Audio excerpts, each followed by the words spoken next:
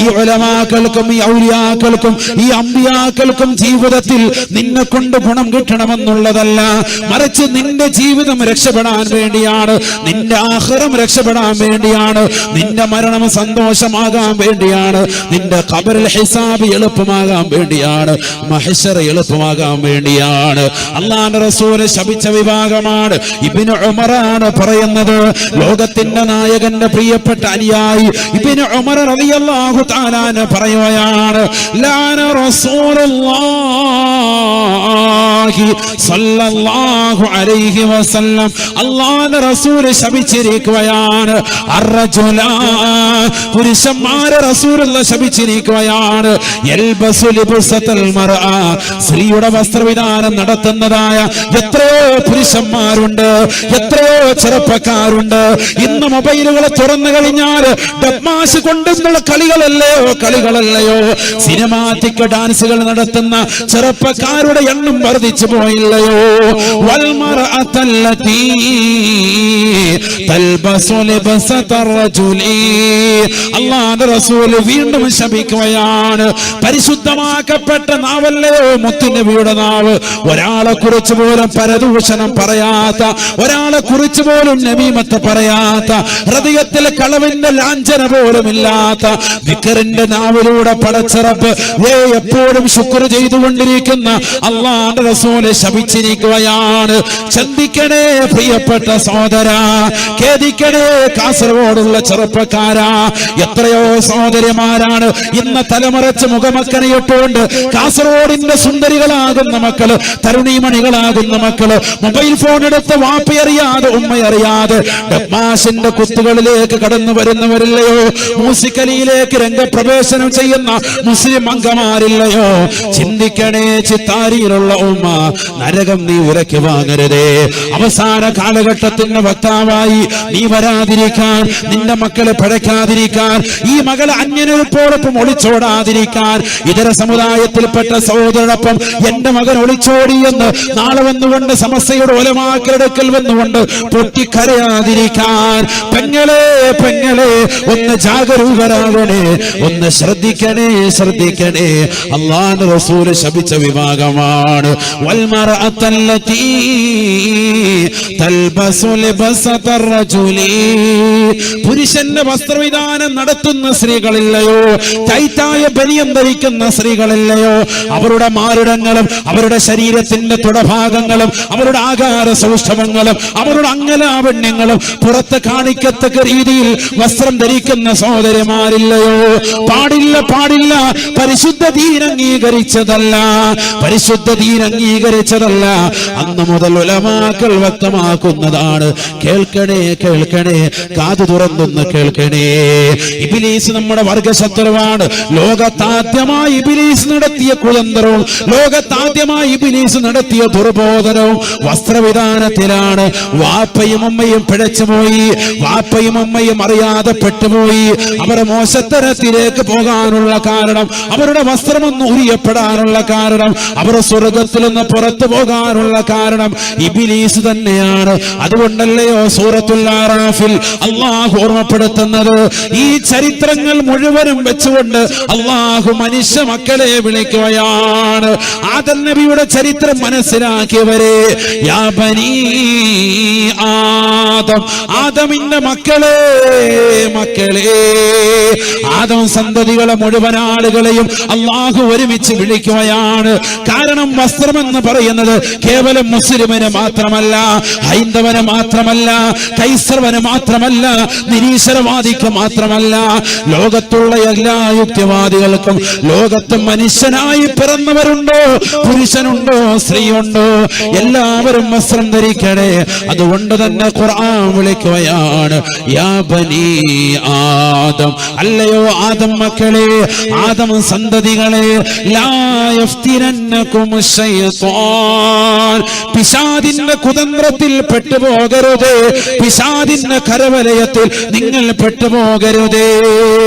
കമാ അഖറജ അബവൈകും മിനൽ ജന്ന. പിശാചിന്റെ കരവലയത്തിൽ നിങ്ങളുടെ മാതാപിതാക്കൾ പെട്ടുപോയതാണ്. ആദം നബിയും ഹവ്വാ ഉമ്മയും പെട്ടുപോയതാണ്. അതുപോലെ നിങ്ങൾ പെട്ടുപോകരുതേ. എങ്ങനെയാണ് അവർ പെട്ടുപോയത്? യൻസിഉ അൻഹുമാ ലിബാസഹുമാ ലിയുരിയഹുമാ മിൻ സൗആതിഹിമാ. വാപ്പയും ഉമ്മയുടെയും ശരീരത്തിൽ കടന്നിരുന്ന സ്വർഗീയ വസ്ത്രങ്ങൾ അഴിച്ചിട്ട് അവരെ സ്വർഗത്തിൽ നിന്ന് പുറത്താക്കാൻ ഇബ്ലീസ് കാണിച്ച കൂടോത്രത്തിലേക്ക്, അവന്റെ ദുർമന്ത്രത്തിലേക്ക് നിങ്ങൾ പെട്ടുപോകരുതേ. വസ്ത്രവിധാനം ശ്രദ്ധിക്കണേ, ശ്രദ്ധിക്കണേ ആദമിന്റെ മക്കളെ എന്ന് വിശുദ്ധ ഖുർആൻ. അല്ലാഹു സുബ്ഹാനഹു വ തആല ഈ സംഭവങ്ങളൊക്കെ ആദം നബിയുടെ ചരിത്രം പറഞ്ഞിട്ട് പറയാണ്, ആദമിന്റെ മക്കളെ, നിങ്ങളുടെ വാപ്പായും ഉമ്മായും സ്വർഗത്തിൽ നിന്ന് പുറത്താക്കിയതുപോലെ വസ്ത്രത്തിന്റെ വിഷയത്തിലാണ് അവർ പുറത്താക്കിയത്. അതുപോലെ നിങ്ങൾ ഫിത്നയിലാകരുത് കേട്ടോ. അവന്റെ നിങ്ങളൊന്ന് ശ്രദ്ധിക്കണം കേട്ടോ. അല്ലാഹു പറയാ, ഖുർആനായത്തിലെ സൂറത്തുൽ അറാഫ്, വെറുതെ ഓതുവല്ലല്ലോ, ഖുർആനായത്താണ്. വളരെ ശ്രദ്ധിക്കണം നമ്മൾ. ആ ഇബ്ലീസിന്റെ കുതന്ത്രത്തിൽ നിങ്ങൾ പെട്ടുപോകരുതേ. ലയഫ്തിനന്നകുമുശ്ശൈത്വാൻ കമാ അഖറജ അബവൈകും മിനൽ ജന്ന.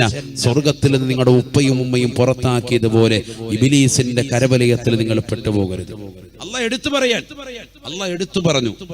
എങ്ങനെയാണ് വാപ്പയും ഉമ്മയും പുറത്താക്കിയത്? അതും അല്ലാഹു പറഞ്ഞു, യൻസിഉ അൻഹുമാ ലിബാസഹുമാ ലിയുരിയഹുമാ മിൻ സൗആതിഹിമാ. അവരുടെ നാണം മറച്ചിരുന്ന, നഗ്നത മറച്ചിരുന്ന വസ്ത്രം ഉരിച്ചു കളയലോടുകൂടി, നഗ്നത വെളിവാക്കലോടുകൂടിയാണ് അവർ സ്വർഗത്തിൽ നിന്ന് പുറത്താക്കിയത്. ആ ഒരു അവസ്ഥ നിങ്ങൾക്ക് വരരുതേ. നിങ്ങൾ ശ്രദ്ധിക്കണേ, നിങ്ങളൊന്ന് ശ്രദ്ധിക്കണം കേട്ടോ. ആ വിഷയത്തിലൊന്ന് ഗൗരവമായി ശ്രദ്ധിക്കണേ എന്ന് അല്ലാഹു നമ്മളോട് ഓർമ്മപ്പെടുത്താം. എന്നിട്ട് നമ്മളെവിടെ ശ്രദ്ധിക്കുന്നു?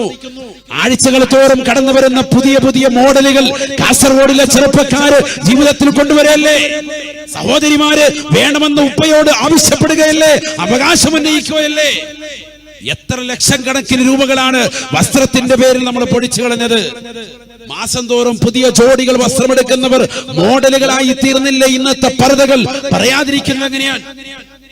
പർദ്ദകൾ പോലും മോഡൽ വൽക്കരിക്കുന്ന കാലഘട്ടം. നഊദു ബില്ലാഹ്, അല്ലാഹു നമ്മളെ കാക്കട്ടെ. അതിനിവിടെ ഒരു കെട്ട്, രണ്ട് കെട്ട് അപ്പുറം ഇപ്പുറം വലിച്ചും കൊണ്ട് കെട്ടും, മസിലൊക്കെ തെളിഞ്ഞു നിൽക്കണം. അവിടെ ഇവിടെയൊക്കെ പൂക്കൾ. എന്താണ് കാലഘട്ടം എവിടെ എത്തിപ്പോയി? ഇതൊക്കെ മുസ്ലിം അംഗമാര് ധരിക്കാൻ, ശരീരത്തിലേതാകുന്ന അവയവങ്ങൾ പുറത്ത് കാണത്തക്ക രീതിയിലുള്ള വസ്ത്രം ധരിക്കൽ ഹറാം, ഹറാം. അല്ലാഹു നമ്മളെ കാത്തിരക്ഷിക്കട്ടെ. ഭർത്താവ് ഗൾഫിൽ നിന്ന് ഒരു മീഡിയം നിലയ്ക്കുള്ളതാകുന്ന ഒരു പർദ്ദ എടുത്തുകൊണ്ട് വന്നു. അവൻ നാട്ടിലാണ്, ഭാര്യ അവളെ കൊണ്ടുപോയിട്ടില്ല, നാട്ടിൽ നിന്ന് കൊണ്ടുവന്ന് കൊടുത്തു. അവൾ അത് നേരെ കൊണ്ടുവന്ന് ഒന്നുകൂടി ഒന്ന് ടൈറ്റ് ആക്കും.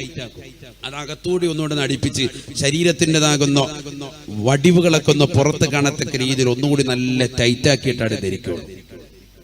നഊദു ബില്ലാഹ്, അല്ലാഹു നമ്മളെ കാക്കട്ടെ. കാരണം എന്താ? വസ്ത്രം ധരിക്കലല്ല ലക്ഷ്യം, ഇതൊക്കെ ഒന്ന് പുറത്ത് കാണിക്കലാണ് ലക്ഷ്യം.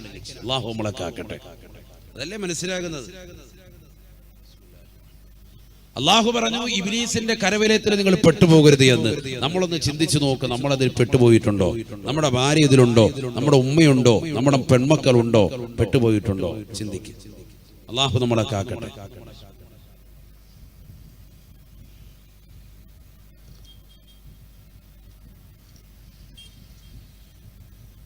ബക്കറ്റ് വരില്ല, ബക്കറ്റ്